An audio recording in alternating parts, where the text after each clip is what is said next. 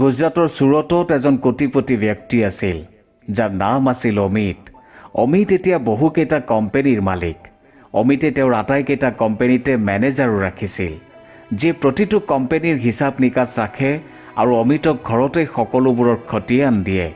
মুঠতে পইচা পাতিৰ ফালৰ পৰা অমিতৰ কোনো সমস্যা নাছিল। অমিতৰ সময় বৰ ভালদৰে চলি আছিল। অমিত এতিয়া প্ৰায়েই পৰিয়ালৰ লগত নিজৰ ঘৰতেই থাকে।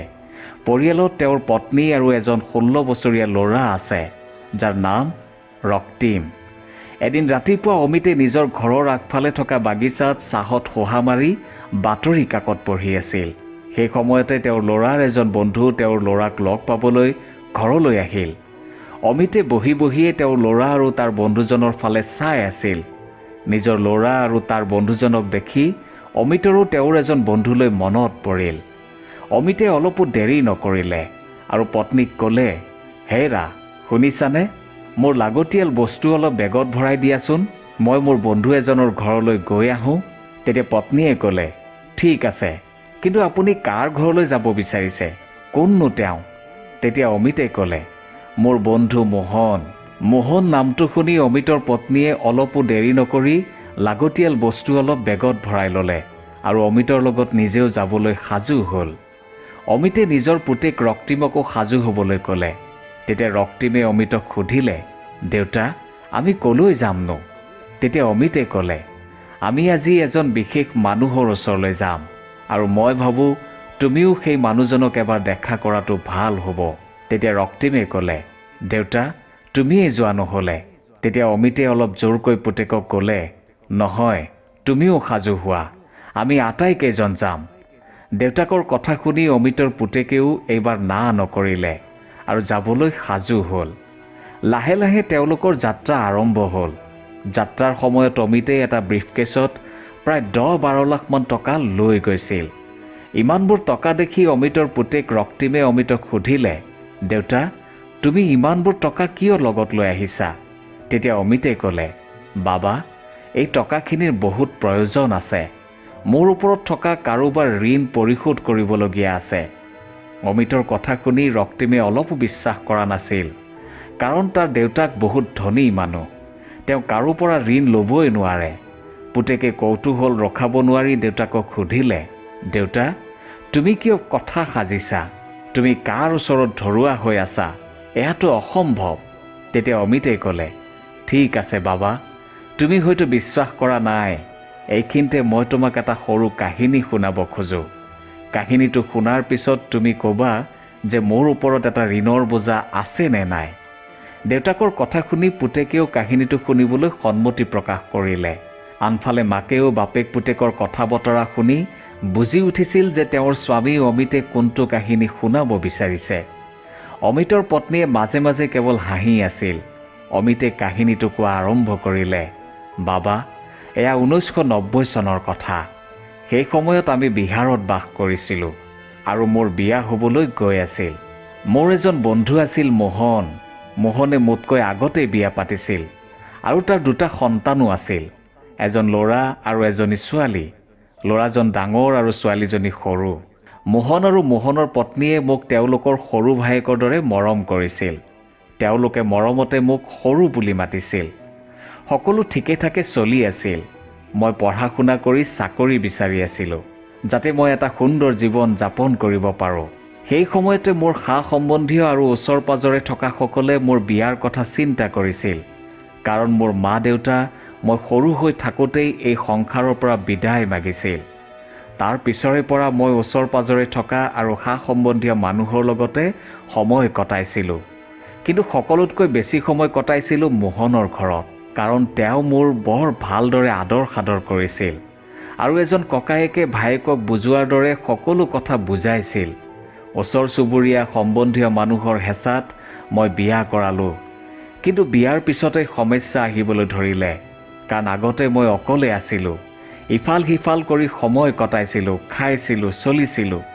বিয়াৰ পিছত মই অকলে নাছিলোঁ। মোৰ ওপৰত দায়িত্ব আহি পৰিছিল। মই এখন সংসাৰ কৰিবলৈ আগবাঢ়িছিলোঁ। ঘৰখন চলাবলৈ মোক পইচাৰ প্ৰয়োজন আছিল। মই এই পইচা পাতিৰ কথা চিন্তা কৰিয়ে ডাঙৰ সমস্যাত আছিলোঁ।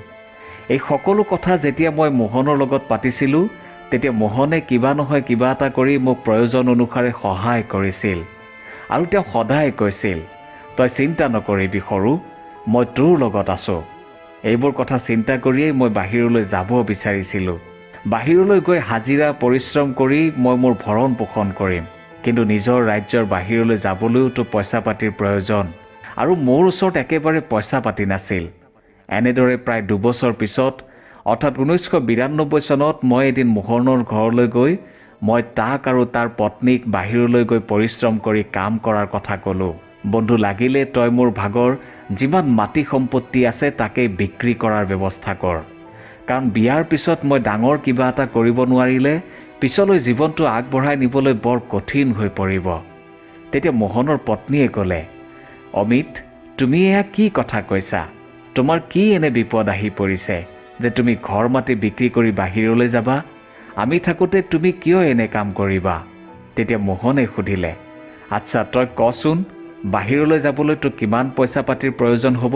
তেতিয়া মই ক'লোঁ যে 10,000 মান হ'লে বৰ ভাল হ'ব, সেই পইচাৰে মই কিবা এটা কৰিব পাৰিম।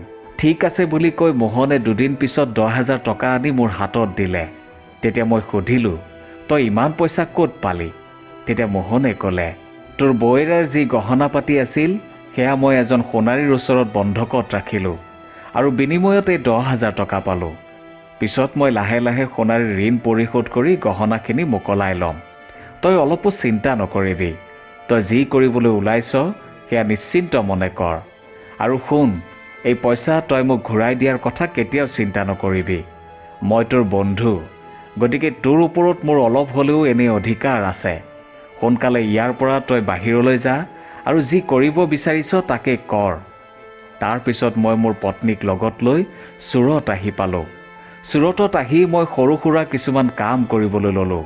মই খুব পৰিশ্ৰম কৰিবলৈ আৰম্ভ কৰিলোঁ আৰু মোৰ কামবোৰো সুন্দৰকৈ চলিবলৈ ধৰিলে। লাহে লাহে সময় পাৰ হ'ল আৰু সময়ৰ লগে লগে মই কেইবাটাও কোম্পেনীৰ গৰাকী হ'বলৈ সক্ষম হ'লোঁ। যি কোম্পেনী আজি তুমি দেখিছা, যি উন্নতি আজি তুমি দেখিছা, কিন্তু সেই উন্নতিৰ সময়ত মই মোৰ বন্ধুক একেবাৰে পাহৰি গৈছোঁ।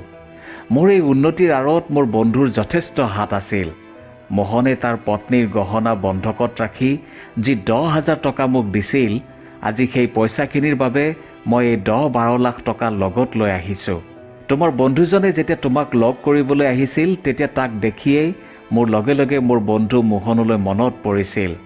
সেয়েহে মই তোমাৰ লগতে তোমাৰ মাকো সাজু হ'বলৈ কৈছিলোঁ। এই পইচাখিনি মই বন্ধু মোহনক দি ক'ম যে এই পইচাখিনি তোৰেই, যি তই মোক এটা সময়ত দিছিলি। দেউতাক অমিতৰ কথা শুনি পুতেক ৰক্তিম উৎসাহিত হৈ পৰিল আৰু ক'বলৈ ধৰিলে, দেউতা, তুমি এই কথাটো মোক আগতে কিয় কোৱা নাছিলা? তেতিয়া অমিতে ক'লে, তোমাকনো কি বুলি কথাটো কওঁ, মই এই কথাটো একেবাৰে পাহৰি গৈছিলোঁ। কাৰণ আজিৰ পৰা 20 বছৰ আগৰ কথা, আৰু এতিয়া সেই গাঁৱত আমাৰ কোনো সম্বন্ধীয় মানুহো নাই যাৰ বাবে আমি গাঁৱলৈ যাম। দেউতাকৰ কথা শুনি অমিতৰ পুতেকৰ উৎসাহ দুগুণ হৈ পৰিল।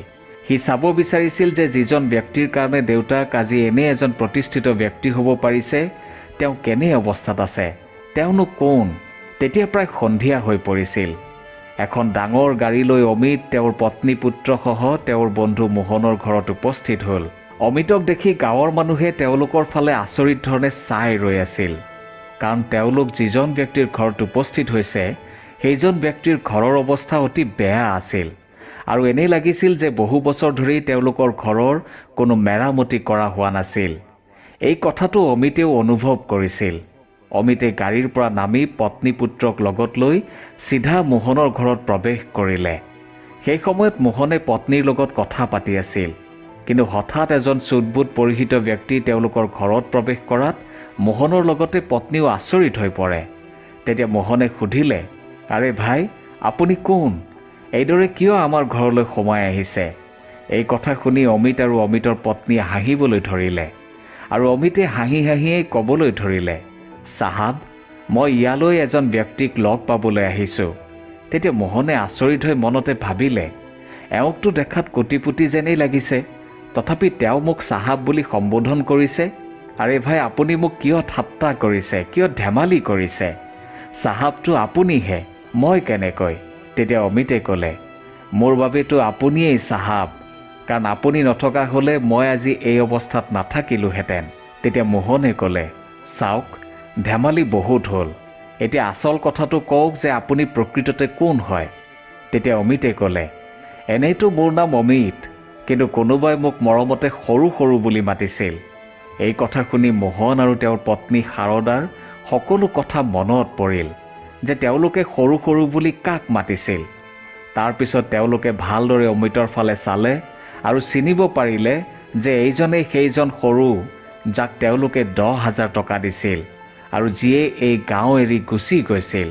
মোহনৰ চকু পানীৰে বাট নেদেখাৰ নিচিনা হ'ল। মোহনে এক প্ৰকাৰ দৌৰি অহাৰ দৰে আহি অমিতক সাবটি ধৰিলে। আৰে সৰু, তইতো দেখাত একেবাৰে বেলেগ হৈ গলি, যাৰ বাবে মই তোক চিনিবই পৰা নাছিলোঁ। মোহনক সাবটি ধৰি অমিতেও উচুপি কান্দিবলৈ ধৰিলে। কিছু সময় পিছত অমিতৰ পত্নীয়েও মোহনৰ ভৰি চুই সেৱা জনালে। গাঁৱৰ কিছুমানে এনে দৃশ্য দেখি আচৰিত হৈ পৰিল। তেতিয়া মোহনৰ পত্নী শাৰদাই ক'লে, তোমালোকে এনেকৈ থিয় হৈয়ে কথা পাতিবানে? বহি লোৱা। সকলোৱে বহি ল'লে আৰু ইজনে সিজনৰ খবৰ বাতৰি লোৱা আৰম্ভ কৰিলে। অমিতে মোহনৰ হাতত হাত থৈ সুধিলে, মোহন, তই কচোন, তোৰ এনে অৱস্থা কেনেকৈ হ'ল? তোৰতো এনে অৱস্থা নাছিল। অমিতৰ কথা শুনি মোহন আৰু তেওঁৰ পত্নী নিমাত হৈ পৰিল। তেতিয়া অমিতে পুনৰ সুধিলে, মোহন, তই মোৰ বন্ধু যদিও তই মোৰ দাদাৰ দৰে, গতিকে তই মোক কচোন কি হৈছে? ককায়েকে ভায়েকক ক'বলৈ ইমান সংকোচ কৰিব লাগেনে? এদিন ময়োতো মোৰ সমস্যাৰ কথা তহঁতক কৈছিলোঁ, আৰু সেইদিনা তই যদি বৌৰ গহনা বন্ধকত ৰাখি মোক 10,000 টকা নিদিলিহেঁতেন, আজি মই এই উন্নতি কৰিব পাৰিলোহেঁতেন নে?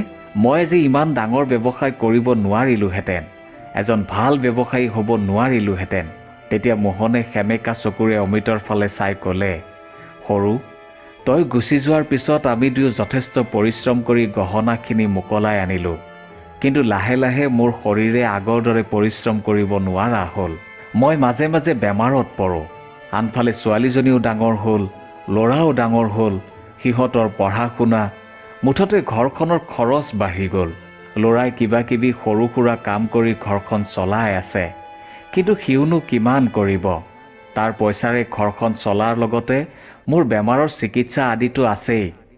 মই মোৰ ছোৱালীক তাইৰ মামাকৰ ঘৰত ৰাখিছোঁ, যাতে ঘৰখনৰ খৰচ অলপ হ'লেও কম হয়। এইদৰে কৈ কৈ মোহনে কান্দিবলৈ ধৰিলে। আনফালে মোহনৰ পত্নী শাৰদায়ো চকু পানী ৰখাব নোৱাৰিলে। অমিত আৰু তেওঁৰ পত্নীয়ে দুয়োকো সান্তনা দিবলৈ যত্ন কৰিলে। তেতিয়া অমিতে ব্ৰিফকেছটো আগবঢ়াই ক'লে, চা মোহন, মই তহঁতৰ ঋণ পৰিশোধ কৰিবলৈ তহঁতে দিয়া পইচাখিনি ঘূৰাই দিবলৈ আহিছিলোঁ, কিন্তু মই ভাবোঁ এই পইচাখিনি তহঁতৰ কোনো কামত নাহিব। তেতিয়া মোহনে ক'লে, সৰু, আমিতো তোক তেতিয়াই কৈছিলোঁ যে এয়া আমাৰ মৰমহে, এয়া কোনো ঋণ আমি তোক দিয়া নাই। তেওঁলোকে এইদৰে কথা পাতি থকা সময়ত মোহনৰ ল'ৰা বিনয় আহি ঘৰ পালেহি। বিনয়ে অমিতক দেখি চিনি পোৱা নাছিল বাবে অলপ আচহুৱা অনুভৱ কৰিলে।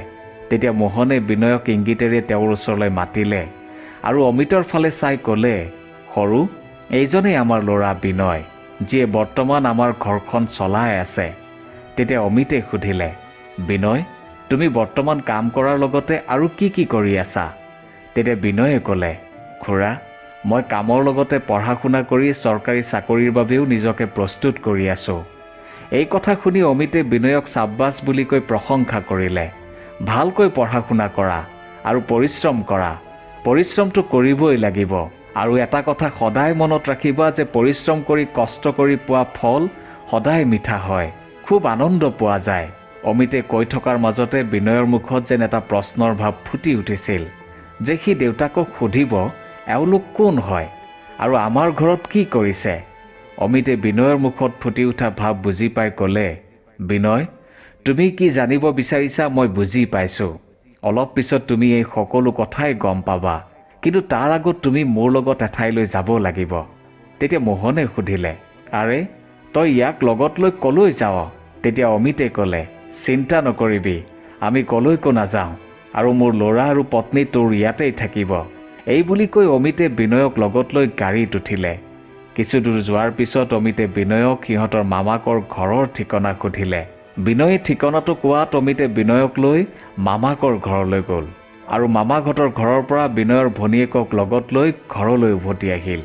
ঘৰত উপস্থিত হৈ অমিতে মোহনক ক'লে, চা মোহন, এতিয়া আৰু বহুতেই হ'ল, তই আৰু এনেদৰে থাকিব নালাগে।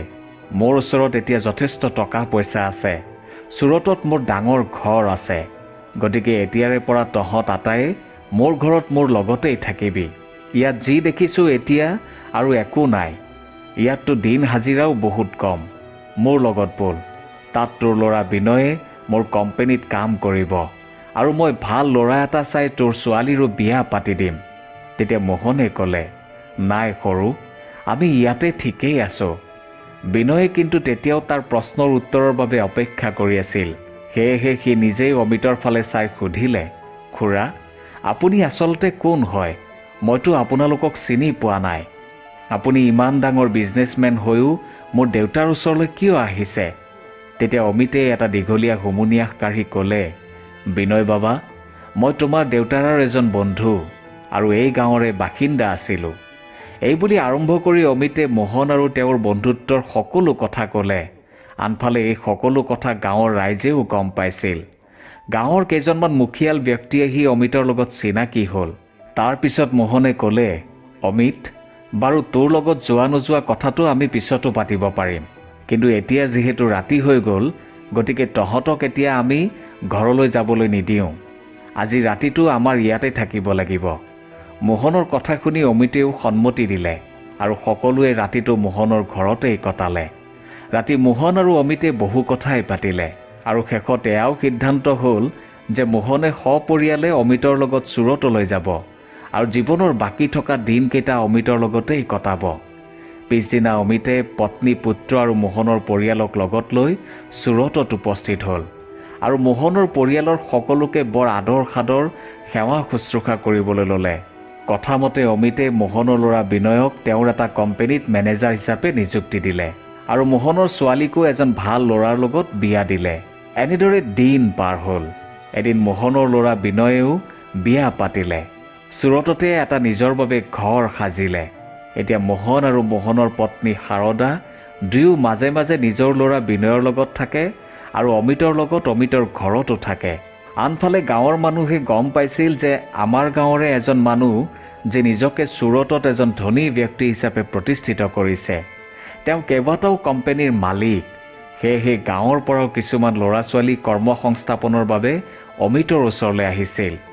অমিতেও যিমান পাৰি ল'ৰা ছোৱালীক নিজৰ কোম্পেনীৰ লগতে অন্য কোম্পেনীত সংস্থাপনৰ দিহা কৰি দিছিল। এইদৰে দুই বন্ধু জীৱনৰ সেই সময়ছোৱাত একেলগে বহু আনন্দৰ মুহূৰ্ত কটালে আৰু 2014 চনত মোহনে সংসাৰ এৰি গুচি গ'ল। এদিন অমিতৰ ল'ৰাইও বিয়া কৰালে।